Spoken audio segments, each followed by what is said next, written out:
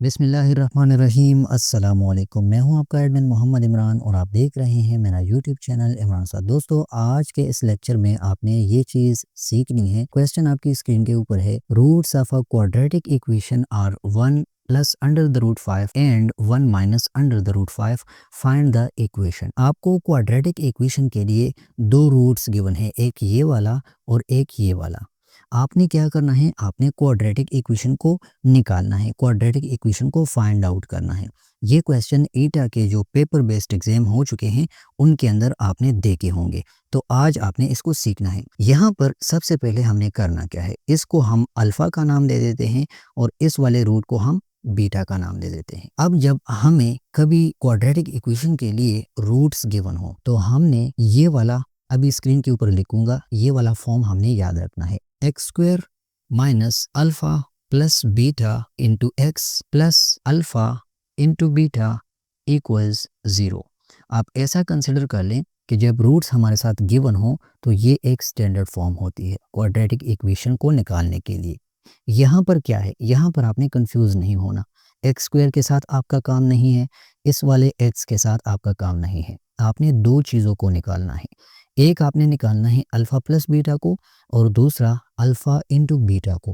Product को निकालना है और आपने सम को निकालना है। हम क्वाड्रेटिक इक्वेशन को जब बनाते हैं तो हम कैसे बनाते हैं, हम कहते हैं सम ऑफ द रूट्स और प्रोडक्ट ऑफ द रूट्स। तो वही कॉन्सेप्ट यहाँ आपको बयान हो रहा है, आपने इसको सीखना है। देखिए, अब हम अल्फा प्लस बीटा कैसे निकालेंगे।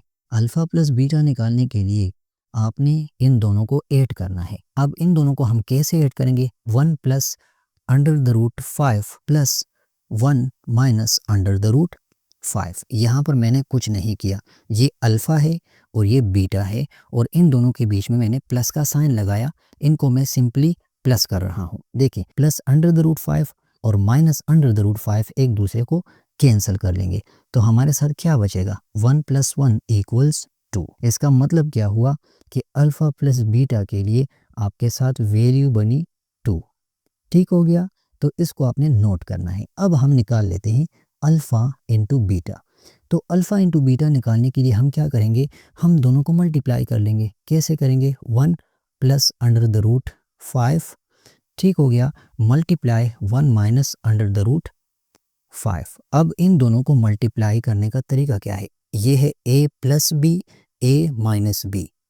हमारे साथ एक फॉर्मूला होता है a plus B into A minus B, ये इक्वल होता है A square minus B square के। सो ए की जगह 1 है, बी की जगह अंडर द रूट 5 है। सो ए स्क्वायर यहाँ पर 1 स्क्वायर, ठीक हो गया, minus B square under the root 5 whole square. ये आंसर यहाँ से आ गया। 2 और अंडर द रूट एक दूसरे को कैंसिल कर लेंगे तो यहाँ से आएगा 1 माइनस 5। 1 माइनस 5 जब हम करेंगे तो इसका आंसर आएगा -4। अल्फ़ा इंटू बीटा की वैल्यू -4 आ चुकी है। अब हम सिंपल यहाँ पर इन वैल्यूज़ को पुट कर लेंगे। यहाँ पर क्या है, एक्स स्क्वायर, तो हम लिख लेंगे x square minus alpha plus beta. Alpha plus beta की वैल्यू हमारे साथ क्या आई, 2, तो यहाँ पर आपने 2 लगाना है। एक्स अपनी जगह पर आ जाएगा प्लस अल्फ़ा इंटू बीटा, इसकी वैल्यू क्या आई थी, -4, तो यहाँ ब्रैकेट में -4 लगा लें और इक्वल टू 0। अब सिंपल आपने क्या करना है, इस प्लस और माइनस को एक दूसरे के साथ मल्टीप्लाई करना है। तो क्या आएगा, X square minus 2x plus into minus -4 equal to 0।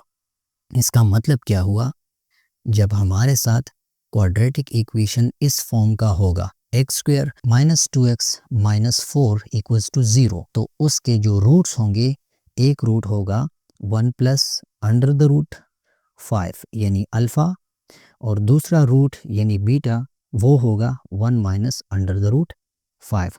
तो ईटा ने ऑप्शंस के अंदर ये चीज़ आपको दी हुई होगी। आपने ये क्वेश्चन अभी रिसेंटली पेपर जो हुए उसके अंदर देखा होगा। तो ये इसका प्रॉपर मेथड था। आई थिंक आप लोगों को यहाँ पर इसमें कोई कन्फ्यूजन नहीं होगी। अगर कोई कन्फ्यूजन है तो आप इस वीडियो को रीप्ले कर लो, रिकॉल कर लो और इसको नोट कर लो। अब जाते हैं सेकंड क्वेश्चन के ऊपर। अच्छा, ये क्वेश्चन भी ईटा के पेपर्स के अंदर ही आया हुआ है। यहाँ पर क्या आपसे पूछा जा रहा है, आपको कह रहे हैं कि factorise the following 2x² + 8x + 8। ये इक्वेशन आप लोगों को गिवन है और आपको कह रहे हैं कि आप इसको फैक्टराइज कर लो। तो किसी भी इक्वेशन को फैक्टराइज करने से पहले आपने देखना है कि इसमें कोई कॉमन चीज़ है भी या नहीं है। तो अगर आप यहाँ पर अंदाज़ा कर लें और इसके ऊपर गौर कर लें तो ये 2x² + 8x + 8 2 के ऊपर डिविजिबल है। यहाँ भी 2 कॉमन है, यहाँ भी 2 कॉमन है और यहाँ भी 2 कॉमन है। ठीक हो गया। तो हम इससे कॉमन निकाल लेते हैं। तो 2 हमने कॉमन करके अब ऐसे लिखना है, 2 यहाँ से चला गया तो x² रह गया प्लस 8x को अगर आप 2 के ऊपर डिवाइड करेंगे तो आपके साथ आंसर आएगा 4x, यानी 2 × 4 8x अगेन आ रहा है, जस्ट हमने कॉमन निकाला। अच्छा, अब +8 से जब 2 कॉमन जाएगा तो 4 बचेगा, 4 2 ज़ार 8। अगर हम ये 2 एक बार फिर से अंदर मल्टीप्लाई करेंगे तो अगेन यही चीज़ हमारे साथ बनेगी। इसमें कोई मुश्किल काम नहीं है, जस्ट हमने 2 कॉमन कर दिया। अच्छा, अब इस 2 को हमने बस इसी साइड पर रखना है। ठीक हो गया, इसको हमने छेड़ना नहीं है, 2 को हमने इसी साइड पर रखना है। अब यहाँ पर एक बार फिर से लिख लेता हूँ, x² + 4x + 4। यहाँ पर आपने क्या करना है, एक यहाँ पर आपके साथ एक छुपी हुई वैल्यू होती है 1। ठीक हो गया, और यहाँ पर आपके साथ है 4। तो अगर आप 1 और 4 को मल्टीप्लाई करें तो आपके साथ आंसर आता है +4। इस वाले 1 को मैंने 4 के साथ मल्टीप्लाई किया तो 4 आ गया। अब इस 4x को देख लें, मैं ऐसे 2 वैल्यूज़ यहाँ पर लगाऊंगा जिनको प्लस या माइनस करने से +4 आएगा और मल्टीप्लाई करने से +4 आएगा। ठीक है, यानी यहाँ इस 4x को हम किसी दूसरे शक्ल में लिखने वाले हैं, किसी दूसरे फॉर्म में लिखने वाले हैं। देखिए, अगर मैं 2 × 2 करूँगा, 2 और 2 को मल्टीप्लाई करूँगा तो 4 आएगा, और अगर मैं इनको 8 करूँगा, अगर मैं इनको 8 करूँगा तो भी 4 आएगा।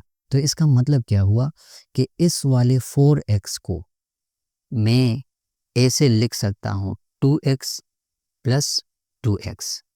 ठीक हो गया। अब हमने और कुछ नहीं करना, इस 2 को इसी तरह रहने दें और यहाँ पर आपने x² ही लिखना है, प्लस इस 4x की जगह आपने 2x + 2x लिखना है, 2x + 2x और +4 एज इट इज़ नीचे आ जाएगा।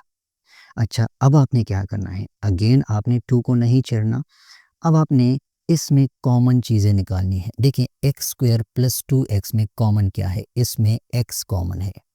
तो जब इन दोनों से x कॉमन जाएगा तो हमारे साथ क्या बचेगा, x² से एक x चला गया तो सिंपल x रह गया, प्लस 2x से ये x हमने निकाला तो सिंपल 2 रह गया। अब इन दोनों से हमने कॉमन निकालना है। यहाँ पर +2x + 4 में कॉमन हमारे पास 2 है, तो जब 2x से 2 चला जाएगा तो x रह जाएगा, और +4 से जब 2 चला जाएगा, यानी 4 को 2 के ऊपर डिवाइड कर लें तो 2 ही आएगा। अच्छा, अब यहाँ पर हमने क्या करना है, यहाँ x + 2 और x + 2 2 बार आ रहा है, तो हमने इसको सिर्फ 1 टाइम लिखना है। ये 2 एज इट इज़ आ जाएगा, x + 2 और x + 2 से हमने एक बार x + 2 लेना है और ये x + 2 यहाँ पर आ जाएगा और ये इसका फाइनल आंसर है। और ये क्वेश्चन ईटा के पेपर बेस्ड एग्जाम के अंदर था। तो फैक्टराइजेशन का यही मेथड है।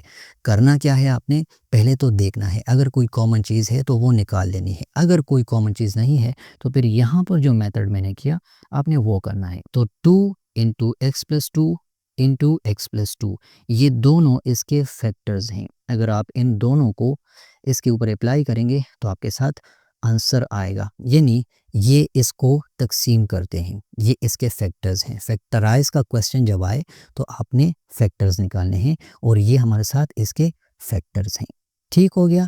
तो ये आज का लेक्चर था, मैंने आपको 2 कॉन्सेप्ट दिए, एक फैक्टराइजेशन का, एक आपको दो गिवन रूट से क्वाड्रेटिक इक्वेशन बनाने का। तो आपने आई थिंक अच्छी तरह से सीख लिया होगा। अगर इसमें कोई कन्फ्यूजन आपको है तो ये मेरा नंबर है 03455501 369। इस नंबर के ऊपर आप मुझसे कांटेक्ट कर लें, मैं मज़ीद इसके ऊपर आपको क्लियर कर दूंगा। आई थिंक इसमें कुछ नहीं बाकी आपको क्लियर हो चुका है। तो इंशाल्लाह नेक्स्ट वीडियो में आपसे बात होगी, मुलाकात होगी। तब तक के लिए अपना ढेर सारा ख्याल रखिएगा। अस्सलामु अलैकुम वरहमतुल्लाहि वबरकात।